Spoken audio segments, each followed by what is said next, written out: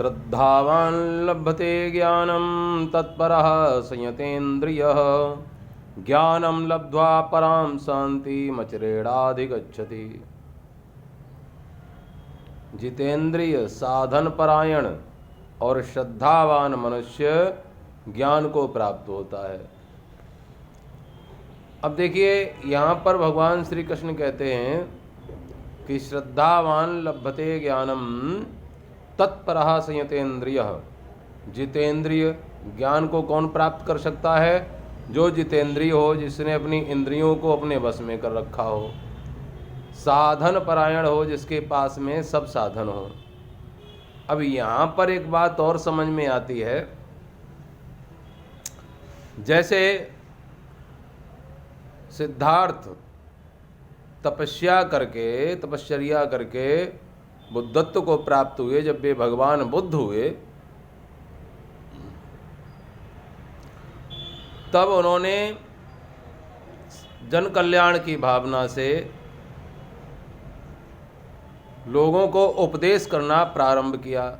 क्योंकि जो उन्होंने पाया तपस्या करके, जो उन्होंने पाया, जिस ज्ञान को प्राप्त किया, उस ज्ञान को जन जन में व्यापक रूप से प्रसारित करने के लिए भगवान बुद्ध ने उपदेश करना प्रारंभ किया। तो अपने उसी उपदेश काल में भगवान बुद्ध ने एक बार झाड़ियों में कराते हुए एक व्यक्ति को देखा। बड़ा दुर्बल शरीर था और उसको वे उपदेश करने लगे। जब उपदेश कर चुके तो उससे पूछा, भाई आपकी कुछ समझ में आया? उस व्यक्ति ने कोई प्रत्युत्तर नहीं दिया, कोई प्रतिक्रिया नहीं दी। शायद भगवान बुद्ध ने समझा कि अभी इसकी समझ में नहीं आया, तो उन्होंने दोबारा उपदेश किया। फिर पूछा, कहो कैसा लगा, कुछ समझ में आया? उस व्यक्ति ने संकेत में अपने मुख और पेट की तरफ संकेत किया। अर्थात मानो वो कह रहा हो कि प्रभु आपका ज्ञान उपदेश मेरी कुछ समझ में नहीं आया, क्योंकि मैं कई दिनों से भूखा हूं, इसलिए भूखा होने के कारण आपका ज्ञान मेरी समझ में नहीं आया। तो भगवान गीता में भगवान श्री कृष्ण कहते हैं कि श्रद्धावान लभते ज्ञानम तत्परः संयतेन्द्रियः ज्ञानम लब्ध्वा पराम शांतिमचिरेणाधिगच्छति। वो साधन परायण हो, शांत हो। अब जिसकी आकांक्षाएं, जिसकी आवश्यकताएं इतनी प्रबल हैं, जो उसके मन मस्तिष्क को बार बार प्रभावित कर रही हैं कि नहीं, मेरी तो ये आवश्यकता है, मेरा ये कार्य पूरा हो जाए, मैं ये कर लूँ, मेरा ये हो जाए, तब जा कर के हम ज्ञान प्राप्त करें। तो जब तक आकांक्षाएं, जब तक मनुष्य की आवश्यकताएं पूरी नहीं हो जाती हैं, तब तक उसको ज्ञान सुहाता नहीं, ज्ञान चर्चा नहीं अच्छी लगती। भूखे व्यक्ति के ऊपर जैसे उपदेश काम नहीं करता है, इसी प्रकार से कामनाओं का भूखा व्यक्ति, उसको ज्ञान सुहाता नहीं है। इसीलिए आज के समय में व्यक्ति की आवश्यकताएं, उसकी आकांक्षाएं, उसकी इच्छाएं पूरी नहीं होती, इसीलिए व्यक्ति ज्ञान की तरफ नहीं जाता है। वो केवल इतना चाहता है कि हमें बिना परिश्रम के ही धन के बोरे मिल जाएं, रातों रात चमत्कार हो जाए, हम अरबपति बन जाएं, करोड़पति बन जाएं, अरबपति बन जाएं।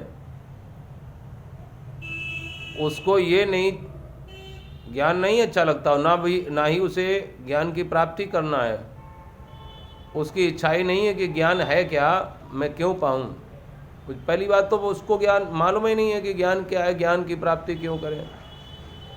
वैसे तो भौतिक, दैविक, आधिदैविक और आध्यात्मिक 4 प्रकार के ज्ञान हैं, और उनमें से जब तक आध्यात्मिक ज्ञान नहीं है तब तक मनुष्य को शांति नहीं है।